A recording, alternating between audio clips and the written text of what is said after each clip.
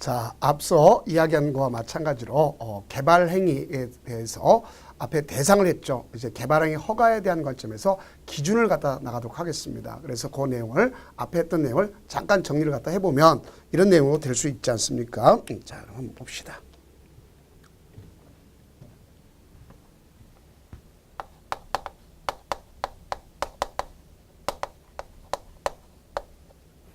개발 행위 허가 있죠.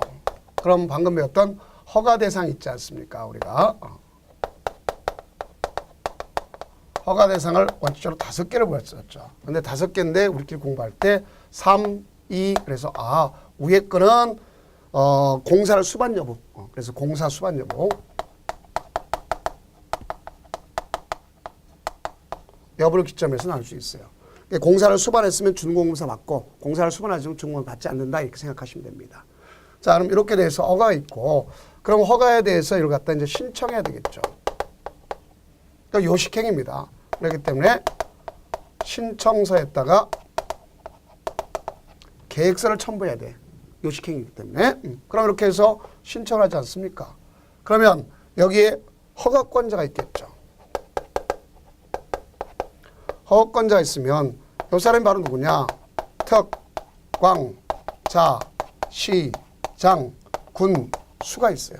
특광자, 시장, 군수가. 그 이와 같은 허가권자가 있는데, 자, 허가권자가 있는데, 허가권자가 이를 갖다 하기 위해서는 바로 심사 기준. 다른 말 쓰면 허가 기준이 있다는 얘기죠. 지금 이걸 공부하고자 하는 거예요. 그 여기서 허가 기준은 크게 2가지로 볼 수가 있다라고 볼 수 있어요. 그래서 그 중에 하나가 뭐라 볼 수 있느냐? 하나가 일반 기준. 일반 기준으로서 5가지가 있고, 네, 또 하나는 어떤 기준이 있느냐? 그 봤을 때 용도 기준이 있습니다. 용도 기준으로서 3가지 있다를 볼 수 있어요. 그래서 이렇게 심사를 합니다. 그럼 심사를 갖다 할 때 여기는 협의 심의를 거치죠. 근데 이것도 생략할 수도 있어요. 협의 심의를 거쳐서 이제 처리를 해준다는 알 수 있겠죠. 그럼 이때 처리할 때 이 신청일부터 여기까지가 15일 걸립니다. 근데 15일 안에는 이 협의심이라는 건 들어가지 않는다 이렇게 볼 수 있겠죠. 그럼 그 중에 일반 기준, 이걸 갖다가 용도 기준, 기준 등이라 이런 말을 쓰게 된 거죠. 그래서 그 기준 등에 대해서 지금 나가는 겁니다. 그러면 이 기준 등에 대해서 나가는 거니까 첫째, 일반 기준 5가지가 있다 그랬죠. 일반 기준. 제일 먼저 보면 규모에 관한 사항이 있지 않습니까? 그러면 이 규모가 우리가 주어지면서 이렇게 볼 수 있어요. 자연환경 보존지역하고 자연환경 보존 녹지지역. 이거 2가지 있습니다. 자연환경 보존지역과 보존 녹지. 그래서 우리가 자보를 합니다. 자보는 얼마냐? 5,000제곱미터 미만입니다. 미만.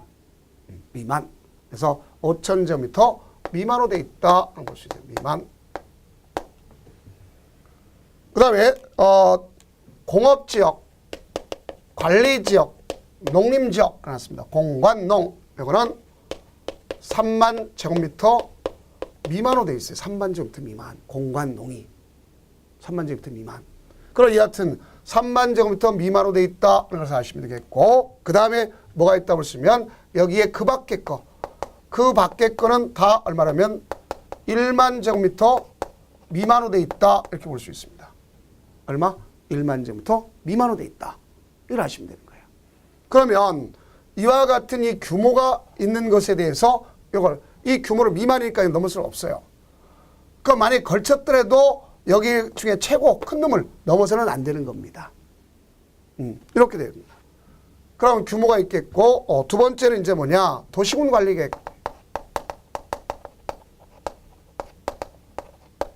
또는 여기에 이루어진 이 성장 관리 방안. 자, 여기에 어긋나도 안 되겠죠. 그러니까 우리가 특히 이제 올해 조심할 거 성장 관리 방안에서 잘 하셔야 되겠죠. 성장 관리 방안이란 건 그 옆에 있는 것처럼 바로 뭐가 문제될 것이면 개발의 압력을 받고 있어요. 근데 이 개발의 압력을 받고 있는데 난개발 여지가 되니까 미리 체계적으로 알겠죠? 완화시켜야 되겠죠. 자, 그러면 이 도시적 파크의 경우에 가장 우두머리가 누구냐 보시면 계획관리적 아닙니까? 근데 이게 도시로 들어가잖아요. 그럼 우리 그런 말을 하죠. 예전에 그런 말. 저도 시골 촌놈이었었는데 도시로 갔습니다. 그래서 시골에서 몇 등 안에 들었던, 소골 안에 들었던 사람인데 도시 가니까 제일 꼭지가 되는 건 마찬가지란 말이에요. 그러니까 결론적으로 내가 갔을 때, 야, 이 체계적 공부 안 됐구나. 이런 생각이 드는 거죠. 단순 암기. 똑같아, 여기도. 자, 도시적 바깥의 계획관리적인데 그게 안으로 들어오잖아요. 그죠? 안으로 들어오면 어떻게 돼? 난개발이 될 여지가 있지 않습니까? 그래 이걸 위해서 개발 허가권자 특강자 시장 군수가 여기는 이런 개발에 압력받고 이렇게 예상되는 지역은 성장관리 방안을 해서 인센티브를 주겠다는 얘기죠. 인센티브를 주겠다는 얘기죠. 그래서 건폐율 같은 경우는 50% 범위 내에서 용적률은 125% 범위 내에서 준다 이런 얘기 아닙니까? 그게 바로 성장관리 방안이라는 걸 볼 수 있어요. 여기에 어긋나지 말아야 된다는 것도 우리가 꼭 아셔야 되겠고요. 두 번째는 이제 도시공격 시설 사업에 지장을 초래해서는 안 되겠죠.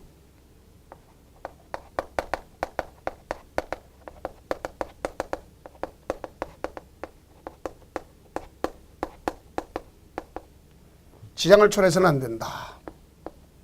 그게 도시공격 사업에 지장을 초래하는지 안 하는지 이 사람한테 뭘 들어야 돼? 의사를 들어봐야 되겠죠. 의견을 청취해봐야 될 거 아닙니까? 그렇죠? 의견 청취. 자, 이걸 볼 수 있어요. 의사를 들어봐야 된다. 이걸 아셔야겠습니다. 자, 다음은 이제 뭐라고 쓰면 주변에, 주변 환경, 경관.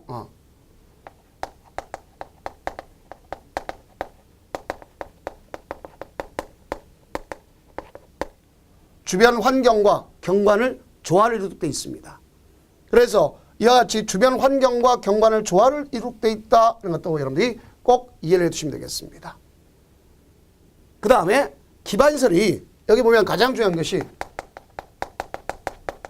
기반시설의 설치나 아니면 그걸 확보 계획이 있어줘야 되겠죠. 이게 바로 이게 일반 기준입니다. 그러니까 과거에는 이런 일반 기준만 갖췄으면 무조건 허가를 해줬었어요. 무조건 허가. 그러면 상대적으로 뭐가 문제될 거냐? 예를 들어서 주거지역과 상업공업지역과 저 있는 녹지지역과 똑같이 취급되는 결과를 가지고 있잖아요. 규모만 약간 차이가 있을 뿐이죠. 그렇죠? 그러면 그러다 보니까 안 되겠다 해서 용도 기준을 갖다 가미하는 거예요. 그래서 이 용도 기준은 몇 가지가 있는가 그러면 세 가지가 있습니다. 첫째, 뭐가 있다면 시가화 용도. 시가화 용도란 개발 용도를 얘기하는 거예요. 그래서 주거지역, 상업지역, 공업지역에 대해서 나타나는 겁니다. 시가화 용도. 그 다음 두 번째는 유보용도입니다. 그럼 유보용도가 있겠고 마지막으로 보전용도가 있어요. 이 유보용도가 어디에 되느냐? 이 성장관리 방안의 기준점이 될 수 있어요. 그럼 얘네들은 전문가 있잖아요. 전문가. 그래서 도시계획위원회에 심의를 거쳐서 유보용도는 강화도 하고 완화도 시켜줄 거 아닙니까? 근데 보존용도는 무조건 강화하는 쪽으로 가져가야 되겠죠. 그래서 유보용도는 몇 가지가 있느냐? 우리가 대표적인 것이 계획관리지역, 생산관리지역, 자연 녹지지역 이런 데가 된단 말입니다. 그걸 머릿속에 연상하시면 되겠어요. 자, 그래서 이렇게 한다. 그러면 때에 따라서 시험지 날 때 이렇게 나올 수 있는 시가화 조정구역은 도시계획위원회 심의 거쳐서 강화 또는 완화, X. 그 다음 자연 녹지지역은 도시계획위원회 심의를 거쳐서 강화한다, X. 자연 녹지는 어디 속해요? 유보용도에 속하죠. 강화도 되고 완화도 되는 거 아닙니까? 이렇게 가져야 된다는 것을 꼭 인식해 두세요. 자, 그게 바로 여기 내용이다. 를 알 수 있습니다. 그렇다면 이제 성장관리 방안이라고 나와 있죠. 자, 그러면 그 성장관리 방안에 대한 내용을 가지고 한번 정리를 한번 해봅시다. 그 규정에 있는 거 가지고. 자, 이 성장관리 방안. 자, 성장관리 방안 누가 하는 거랬죠? 특광자, 시장, 군수가 하는 것이랬죠. 난개발 방지, 지역적 특성을 갖다가 고려해서 체계적, 계획적으로 개발을 뭐 하는 거랬어요? 유도하는 것이라 했지 않습니까?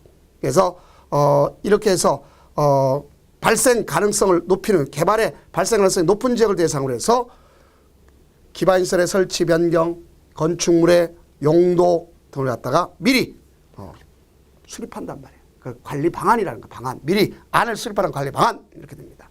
그 대상 지역은 유보용도 지역을 기점으로 합니다. 유보용도. 그래서 유보용도가 우리가 주어지는 것은 기본적으로 봤을 때 얼마를 갖다 기점으로 할 것인가. 그러면 유보용도를 갖다면 그 유보용도 자체가 계획관리지역, 생산관리지역, 그 다음에 나가서 자연녹지지역 있죠. 근데 땅은 걸치는 경우가 있을 수 있어요. 만약에 그게 보전관리, 그것도 안 썼지만 보전관리지역이 들어간다 그러면 보전관리 많이 들어가면 안 되겠죠. 그래서 20% 범위 내에서만 이루어지게끔 해줘야 된다 볼 수 있습니다. 그러니까 이런 지역으로서 개발의 수요가 많아 무질서한 개발이 예상된다든가 또는 가서 또 주변의 토지 이용이나 교통 여건 변화를 통해서 향후 시가가 예상되는 지역이라든가 또는 주변 지역과 연계하여 체계적 관리가 필요한 지역이다 이렇게 볼 수 있습니다. 이걸 하기 위해서는 공고하고 주민에 열람시킵니다. 며칠 이상, 14일 이상 나의 반영으로 30일 통보해줘요. 그리고 의견 청취를 합니다. 그 의견 청취는 뭐 주민과 지방이죠. 근데 주민과 지방의 의견 청취를 생략하는 경우도 있어요. 제일 밑에 주석을 달아놨죠. 그래서 보면 성장관리 방안의 면적을 10% 이내 변경한다. 또 단위 기반시설 부지를 10% 미만으로 변경하는 경우다. 이런 경우가 있을 수 있어요.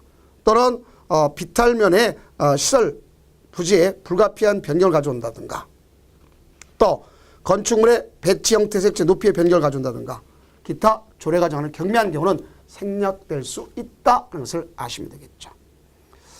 자, 그럼 이와 같이 가져오고 그 다음에 나가서 이제 개발행위 허가 절차의 경우에서 앞서 배웠죠. 자, 절차는 신청하고 심사하고 협의 심의를 거쳐서 처리하는 거다 볼 수 있겠죠. 그럼 처분은 몇 가지가 있다 그랬어요? 3가지. 자, 처리하는 과정을 보면 처리는 몇 가지로 볼 수 있냐? 심사의 처리는 거부는 반드시 서면에 의해서 거부를 해야 되겠죠. 그 다음에 이게 허가를 합니다. 허가. 그러기 때문에 이 허가를 하는 것이고 그 다음에 허가가 이루어지는데 우리가 주어지기 바랍니다. 그럼 여기 허가에서 플러스 자 뭐라 하면 조건부허가 해줄 수 있어요. 조건부허가. 자, 그럼 이 조건부허가 있다는 걸 알 수 있습니다. 여기는 조건이 나타난다는 걸 잘 아셔야 돼요. 조건부허가 조건. 자, 이걸 봐줘야 되겠죠. 그래서 왜 조건부허가 되는 거냐? 그래서 이런 걸 볼 수 있겠죠. 가장 중요한 내용이 되는 것이 비탈면을 적용할지 않을지 모르지 않습니까? 그렇죠? 비산번이 날지 않을지 모르지 않습니까? 주변 환경 오염시킬 우려가 있지 않습니까? 그러니까 너 이행보증금을 예치하라 이렇게 하는 거죠. 그래서 조건부허가 합니다. 그럼 이렇게 해서 허가하는데 허가 자체를 이제 제한받는 경우도 있어요. 미리. 허가 자체를 미리 제한받는 경우도 있다. 볼 수 있어요. 그래서 이렇게 가져가는 걸 기점으로 하면서 했고 자 어쨌든 이행을 합니다. 그러면 준공 검사를 받을 수도 있고 안 받을 수도 있고 그렇죠? 거기에 따라서 이제 공공시설이 귀속 여부가 나타난 거 아닙니까? 이걸 기준점으로 하는 거예요. 이렇게 우리가 이해하면 돼요. 그 중에 이제 조건부일 때는 뭐가 있습니까? 이행보증금.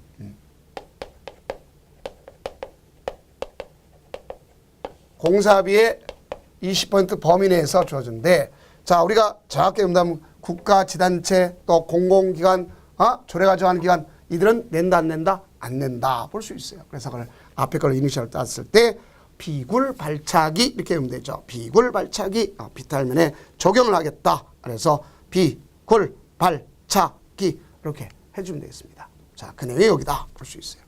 그럼 얘는 준공검사 즉시 반환해 주는 거죠. 그렇죠? 이렇게 쓰면 준공검사 즉시 반환 문제가 생기더라. 이렇게 주면 되겠습니다. 자, 그런데 이제 문제는 이 중에 개발행위 허가 제한이 된다는 거죠. 그럼 개발행위 허가 제한은 누가 하는 거냐? 입안권자가 다 제한하는 겁니다. 그러면 가서 의견을 청취해서 그 다음 심의를 거치고 그 다음에 가서 미리 사전에 고시하는 것이다 이렇게 볼 수 있어요. 그러면 여기에 입안권자 중에서 국토장관도 있고 시도사도 있잖아요. 의견 청취는 이 사람의 의견 청취는 거예요. 시장군수의 의견 청취를 듣는 거라 볼 수 있어요. 그래서 이 같은 시장군수의 의견 청취 듣고 도시계획위원회 심의를 거칩니다. 그래서 사전에 뭐 하다 보시면 고시한다 하는 거 볼 수 있습니다. 사전에 고시. 예, 자, 그러면 여기 있는 그 사유가 바로 뭐냐? 그러면 그 사유를 공부하면 되겠죠. 사유는 역시 5가지입니다. 우리가 공부할 때 녹계, 수문, 지기도 이렇게 개략적으로 공부해도 상관없습니다. 녹계, 수문, 지기도. 자, 이렇게 우리가 암기적인 측면에서 좀 공부도 암기할 게 많죠. 그래서 이렇게 코드를 잡아놓으면 하면 아주 좀 편합니다. 그러니까 무슨 소리냐? 녹지지역과 계획관리지역은 개발할 여지가 있잖아요.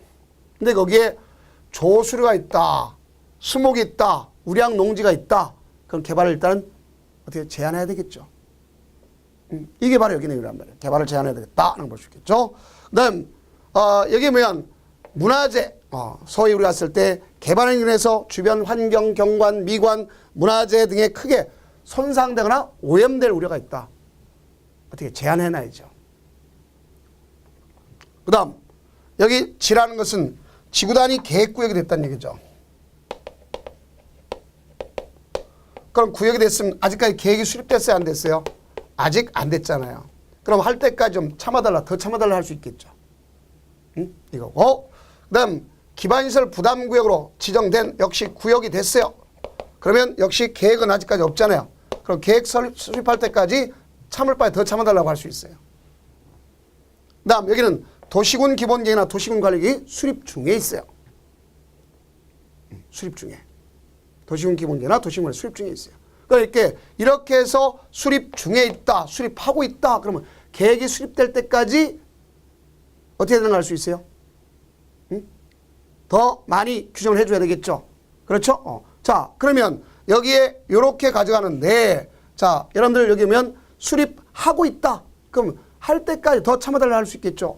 그래서 여기 있는 이 지기도는 제가 그냥 뭐 어떤 지역적 특성이 아니라 경상도 말로 지기도 하면 화가 났을 때 대드는 겁니다. 죽이면 안 돼. 죽여달라는 소리죠. 안 돼. 참아야지. 그래서 우리끼리 공부하면 3년인데 3년 이내인데 플러스 1회 안에서 2년 범위 내에서 더 완화시킬 수 있다. 이렇게 보면 돼요. 그래서 최장 몇 년까지 제한하면 최장 5년 이렇게 볼 수 있어요. 최장 5년. 근데 여기는 그런 말이 없죠. 여기는 우리가 쓸 때 3년 범위 내에서 완화시켜 줍니다. 그러니까 이때요. 연장할 때는요. 연장할 때는 이 자체가 필요 없어요. 심의 자체가 필요가 없습니다. 연장할 때는 심의가 필요 없다. 이렇게 생각하시면 됩니다. 자, 그게 바로 여기에 해당하는 거다 볼 수 있어요. 그래서 사전 고시한다. 그다음에 끝나기 전에 이 기간이 언제든지 계획이 수립될 거 아닙니까? 그럼 언제든지 중도에 해제할 수가 있다 하는 것도 아셔야 되겠죠. 자, 이쯤 하면 이제 기출문제를 나가면 되겠죠. 기출 체크. 법령상 개발행위의 제한에 관한 설명으로 옳은 것 그랬어요. 제한하고자 하는 자가 국토장관인 경우에 관할 시장군수의 의견을 청취를 요하지 않는다. 아니죠. 분명히 보세요. 의견 청취 요하겠죠. 다음 제한하고자 자가 국토장관인 경우 중앙도시의 심의를 거치지 않는다. 자, 심의를 거쳐야 돼요. 다만 연장할 때는 심의를 거치지 않는다. 이 말하고 틀리단 말이죠. 연장할 때. 자, 그 다음 3번 제한기간을 연장하는 경우 2회 안에서 아니죠. 1회 안에서 2년 이렇게 돼야 되겠죠. 2회 안에서. 그 다음 지구단위 계획구역으로 지정된 지역은 제한기간을 연장할 수 있다. 지기도 연장할 수 있다. 이걸 알 수 있지 않습니까? 맞네요. 그 다음 5번 녹지지역으로 수목이 집단 생육한다. 녹지지역 수목이 있잖아요. 그럼 연장할 필요가 있어요? 없어요? 없죠. 연장하는 건 안 됩니다. 자, 이렇게 돼요. 그럼 결론적으로 이렇게 해서 제안받고 이제 준공검사를 받습니다. 준공검사는 누구한테 받죠? 특광자 시장군수한테 받는 겁니다. 이거 잘 보세요. 그렇죠. 그래서 자, 준공검사를 받아야 되겠죠. 그래서 준공검사를 특광자 시장군수한테 준공검사 받습니다. 그럼 이때 받은 경우를 잘 하시면 되겠고 거기에서 준공 받은 경우 협의가 됐잖아요. 그죠? 다른 준공인가 다 받은 거로 보는 겁니다. 다음 이제 공공시설을 귀속시켜야 되겠죠. 공공시설 귀속은 행정청이든 비행정청이든 새로 설치한 건 다 귀속되는 겁니다. 관리청에. 그러면 행정청은 절대 무상 기술이요. 종래의 시설은 허가받은 자한테 무상으로 주는 거고, 그 다음 비행정청했다 그러면 종래의 시설은 허가받은 자한테 비용이 있지만 양도하는 거예요. 양도. 무상 양도. 무상으로 양도. 자, 이렇게 되는 겁니다.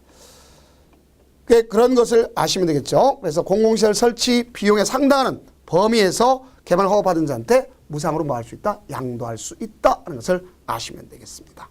자, 그러면 이쯤 하면 이제 한번 보도록 해봅시다. 자, 거기 문제를 한번 풀어도 될 거 아닙니까? 전체적으로. 자, 법령상 개발행위 허가에 관한 설명으로 틀린 것 그랬습니다.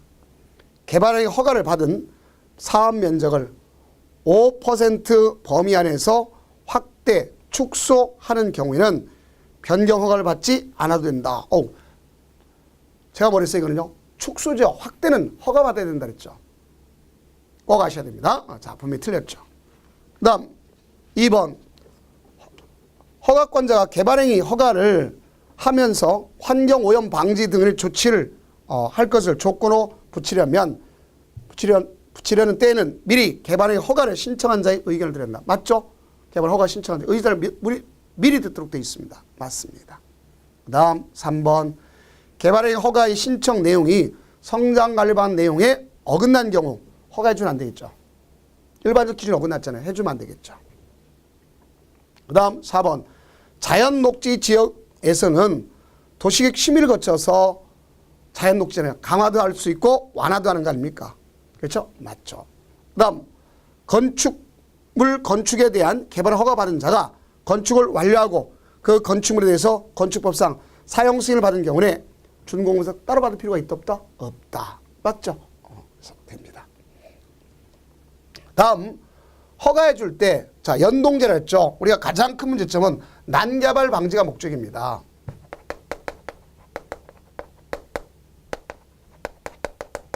허가 시 기반시설과 이걸 연동을 시켜. 그래서 기반시설이 난개발 여지가 있단 말입니다.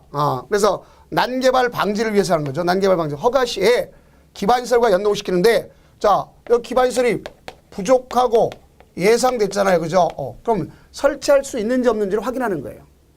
그건 바로 이걸 갖다가 설치하거나 아니면 확보해야 되는데 이걸 설치할 수 없는 곳이 있고 설치가 가능한 곳이 있지 않습니까? 그래서 설치할 수 없는 데는 이미 왜 없느냐? 개발의 밀도가 찼기 때문에 없는 거죠. 그래서 거기를 갖다가 뭐라고 그럴 거냐? 우리는 개발 밀도 관리 구역이라고 하는 거고. 그다음에 여기 이거 외의 지역에서 개발의 밀도가 안 찼지만 기반시설을 지금 설치해야 될 거 아닙니까? 그래서 뭐라고 쓰면 하나의 기반시설 부담 구역이라고 하는 거예요.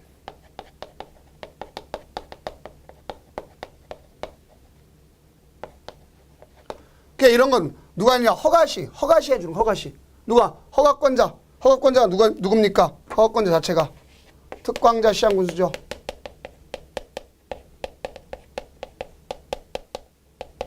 그렇죠?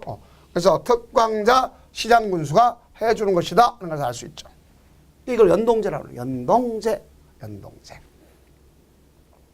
자, 그러면 이제 제일 먼저 여러분들 제2절에 보면 개발행위에 따른 기반시설 설치라고 돼 있죠. 자, 그러면 그 중에 대표적인 뭐 있어요? 개발밀도관리구역 아닙니까?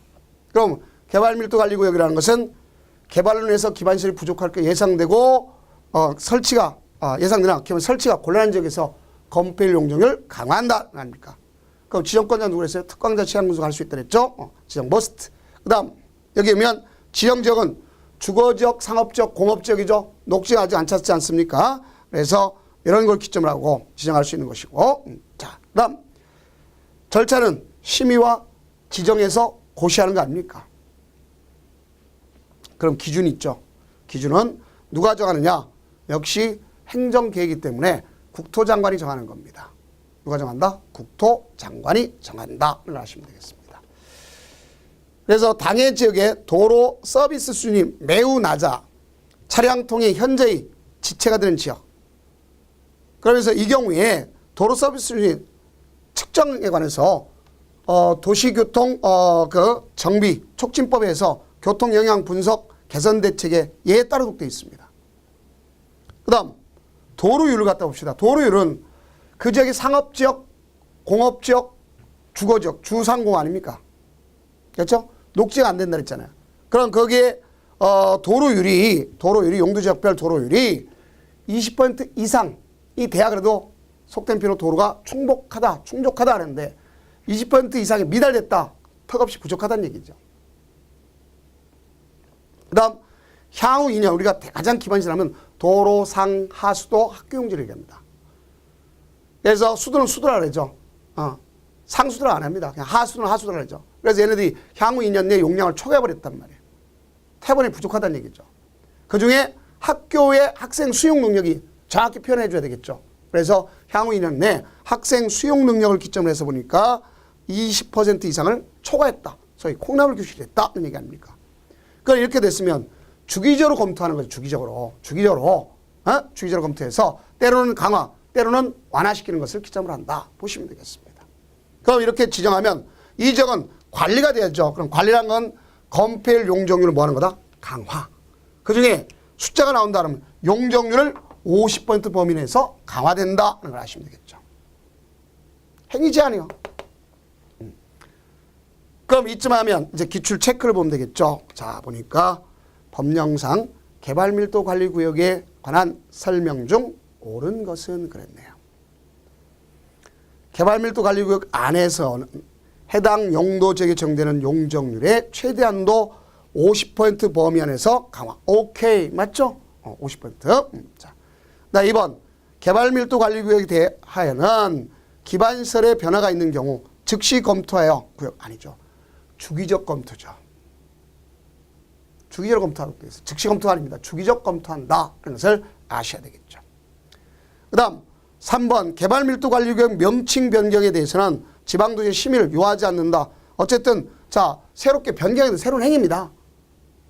그래서 명칭 범위 알겠지? 이건 다 심의 거치도록 되어 있다. 이렇게 보시면 돼요. 다 심의 거치도록 되어 있다. 볼 수 있습니다.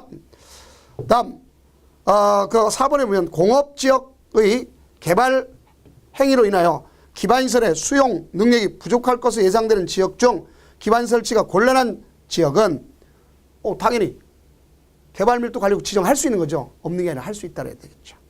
그 다음 개발밀도관리 지정권자는 누구랬어요? 특광자, 시장, 군수다 하는 걸 정확하게 우리가 이해하면 되겠죠. 그래서 정답은 1번이구나 하는 걸 볼 수 있습니다. 다음은 이제 기반시설 부담구역입니다. 여기서 기반시설을 부담한다. 그건 아닙니까?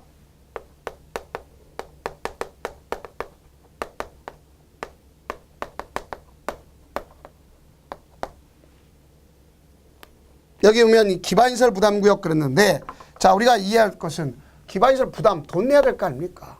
그럼 이때 이 기반시설은 어떤 걸 갖다 얘기하느냐? 우리가 도로, 공원, 녹지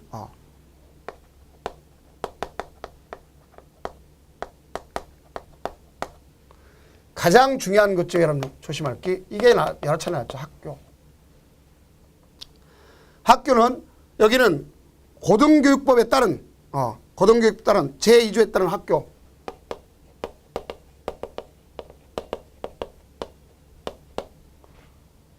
요거는 뭐가 될 거냐?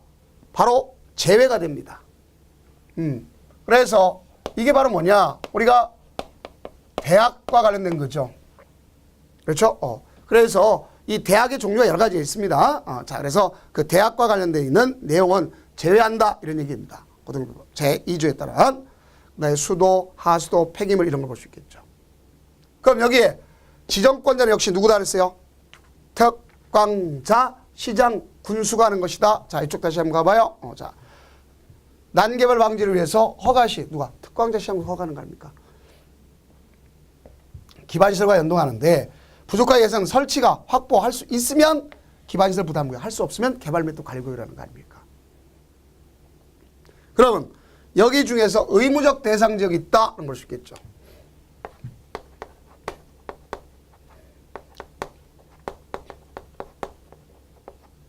그건 의무적이라는 건 must 지정해야 하는 지역을 우리가 이해하시면 돼요. 지정해야 한다는 지역.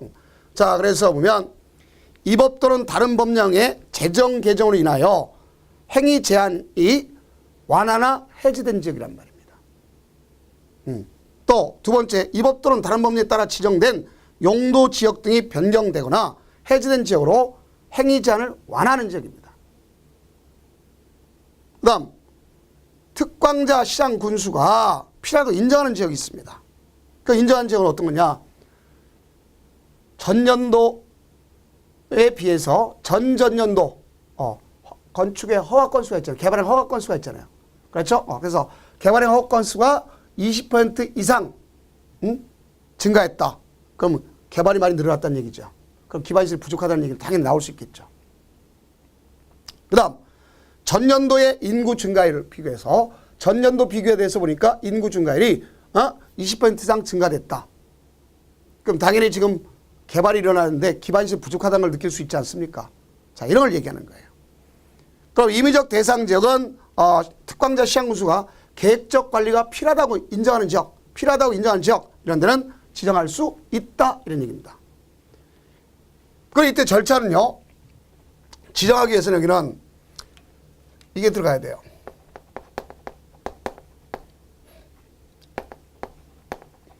의견 청취. 그 다음에 가서 심의.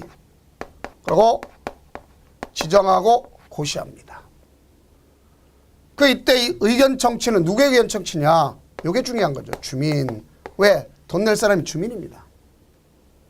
난 도시계획위원회 심의를 거쳐요. 지정고시는 특광자 시장 군수가 하는 것이다. 볼 수 있겠죠. 그래서 이와 같이 가져갑니다. 그러면 이때 이 지정하는 대상 지역이 될 수 있는 규모는 얼마냐? 우리가 10만 제곱미터 이상을 기점한다. 그러면 경계는 명확해 줘야 될 거요. 그렇죠? 그래서 경계를 명확해 줘야 됩니다. 그럼 사람들이 소규모로 개발해서 그러니까 연접돼 있다. 그럼 합산의 의미라고 보면 되겠죠. 하나의 단위로 묶어서 할 수 있습니다. 자, 그 이와 같이 기반시설 부담 구역이 되면 여기에 따라서 뭐가 되냐? 1년 내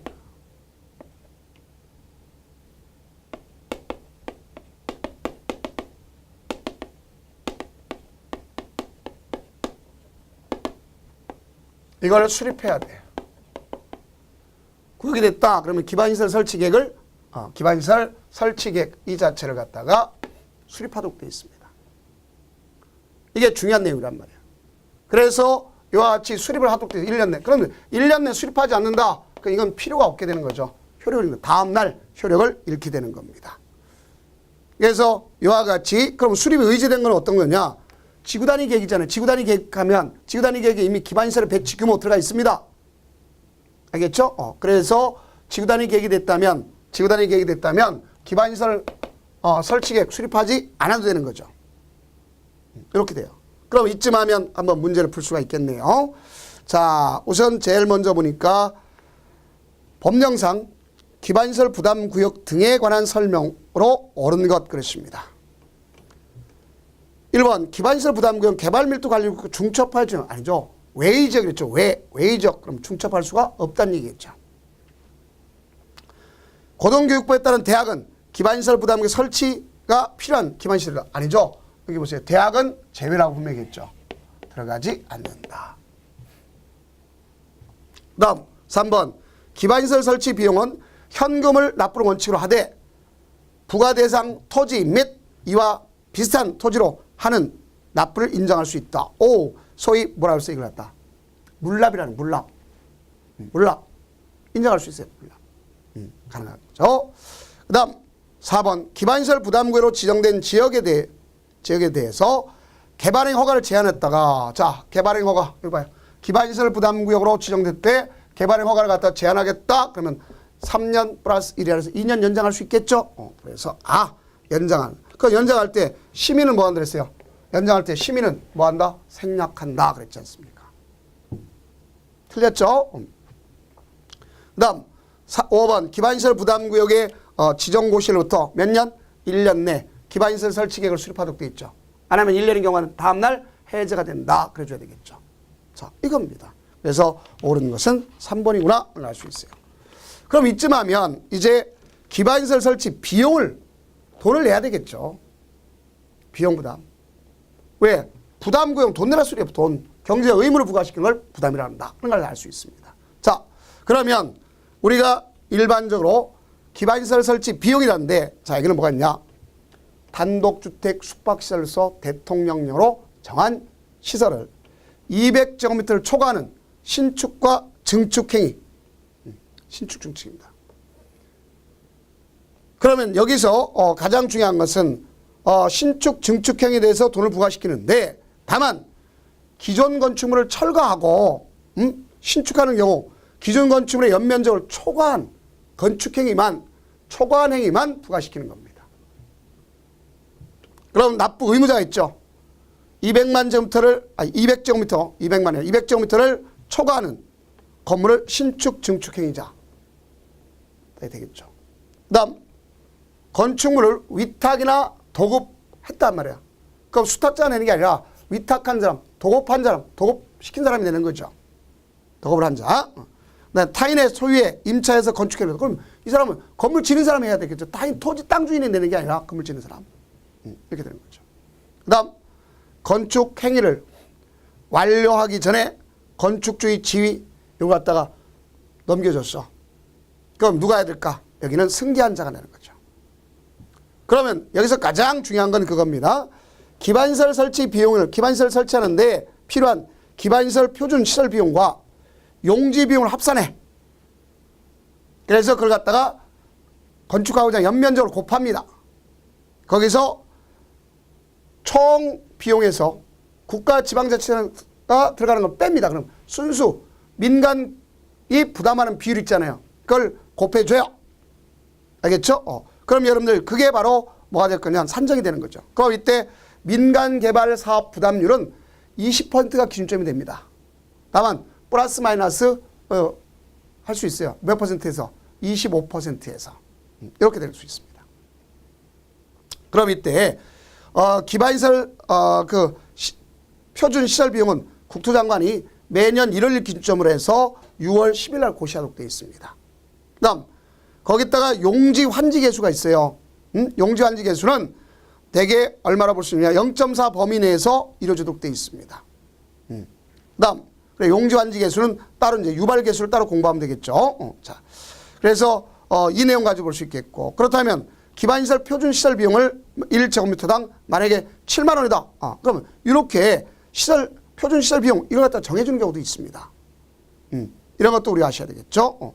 자, 그렇다면 용지 환지 개수라고 하는 것은 우리가 기반시설 부담구역 전체의 면적 중 기반시설 필요한 토지 면적 비율을 이야기하는 거예요. 연면적당 기반시설 면적으로 환산하는 겁니다. 그 얘기는 부가는 뭐냐? 건축허가 받았어요. 아니면 주택을 짓는 거니까 사업계획 승인 받았어. 그럼 건축허나 사업계획 승인 받았으면 그로부터 2개월 내 부과하는 겁니다. 그럼 부과하기 얼마 전에 30일 전에 미리 통지해줘요. 미리 당신 그거 허가 대상이다. 그걸 갖다가 할 수 있어요. 그럼 여기다가 이제 부과할 때 뭐예요? 나 연장해 주세요. 할 수 있어요. 1년. 분납할 때 또 할 수 있어요.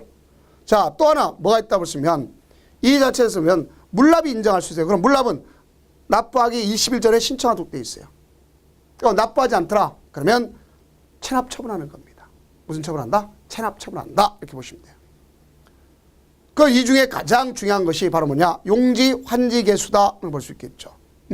그래서 이 용지 환지 개수 중에 이제 기반시설 유발 개수가 있습니다. 이런 걸 좀 공부 좀 해줘야 돼요. 좀 기분 나쁘도.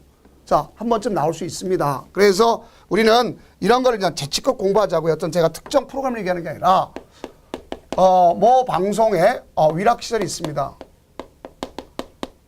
대표적인 것이 위락시설 중에 가장 대표적인 것이 뭐가 있냐? 1박 2일이라는 게 있어요.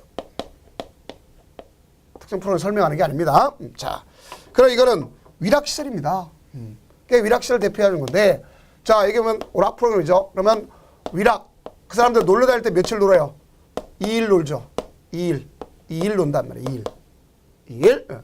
그 중에 숙박은 며칠 하죠? 숙박은 1박 하죠. 그렇죠. 숙박 1박. 노는 건 2일 놀아요. 그들이 뭐하러 다니는 거예요? 관광 홍보차 다니는 거예요. 관광을 어떻게 하라고? 일어나라고. 관광 일구. 일어나라고. 관광 일어나라고 다니는 거고. 또 그들은 대개 관광 일어나는데 대개 뭐냐? 가상 보면 일종 근생도 있고 2종 근생도 있어요. 대개 일종 근생 같은 경우는 자 규모가 작기 때문에 알겠죠? 1.3 얘는 1.6 이렇게 됩니다. 이렇게 다르죠. 또 그들이 치료하면 치료는요. 치료 다치는 거예요. 의료잖아요. 의료. 우리는 영구적으로 치료해야 됩니다. 가끔 하다가 운수가 사나우면 알겠죠? 뭐라고 하느냐? 자, 운수가 사나우면 운수 사납다. 그렇게 볼 수 있겠죠? 그래서 일반적인 형태에서 온다면 운수시를 운수가 사나운 날이 있단 말이에요. 사나운 날. 일사. 그 다음 종교.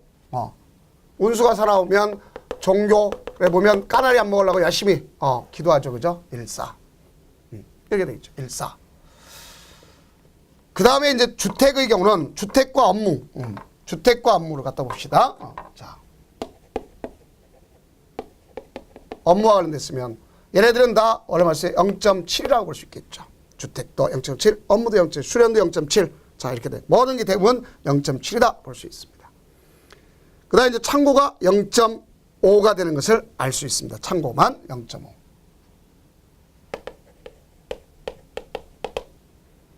그럼 이와 같이 관련돼서 이제 기출 체크를 한번 해봅시다.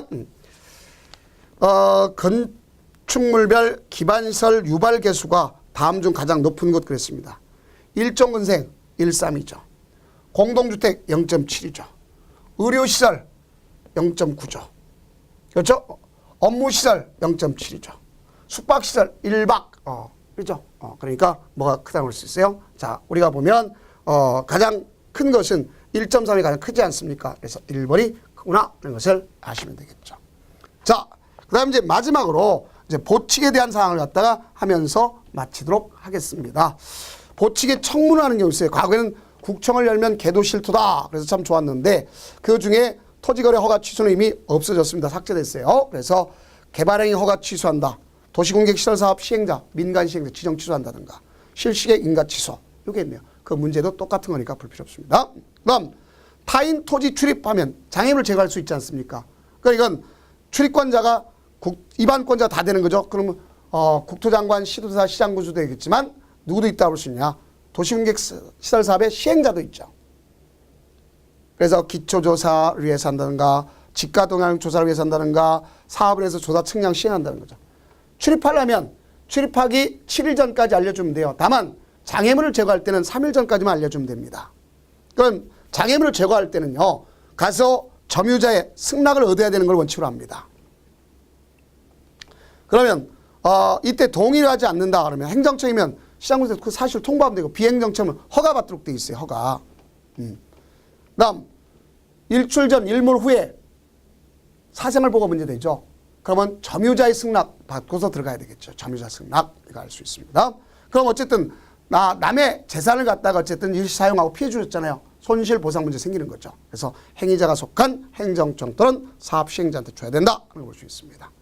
그럼 이렇쯤 하면 이제 문제를 풀고 국토이익행위 이런 법률을 전반적으로 다 마치도록 하겠습니다.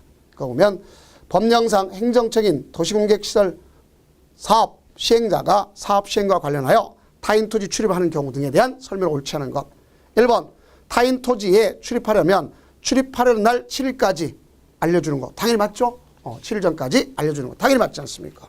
그리고 이게 가져야 되겠죠. 그러면 다만 우리가 기산점이 되는 걸 정확히 아시면 되겠죠. 다만 뭐가 있을 수 있어요. 장애물을 제거한다. 그럼 어떻게 해야 되겠죠? 그때는 3일 전. 자, 그다음에 2번 타인 토지에 임시 통로로 일시 사용한다. 그러면 점유자의 동의를 얻어야 되겠죠. 일시 사용. 그다음 타인의 토지를 재료 적치장으로 일시 사용한다. 그럴 때 이 사람은 주소 거소가 불명이다. 그럼 허가받도록 돼 있죠. 자, 허가. 근데 이것이 만약에 예를 들어서 여기 사업 시행자가 행정청에 담으면 그럼 허가받을 리 없죠. 그래서 허가받지 않는다. 이게 볼 수 있어요. 그래서 이게 틀렸죠. 허가는 비행정청만 받는 거죠. 그다음 장애물을 제거하려면 제거하기 얼마? 3일 전까지 알려주는 거 맞습니다. 그다음 일출 전 일몰 후에는 그 토지 점유자 승낙 없이 담장 또는 울타리로 둘러싸인 타인 토지 출입할 수 없다. 누구의 승낙? 점유자 승낙. 이렇게 되면 되겠습니다. 자, 고생 많으셨습니다. 그럼 이제 다음 강좌는 이제 완전 파트가 바뀌어가지고 도시개발법서부터 나가도록 하겠습니다.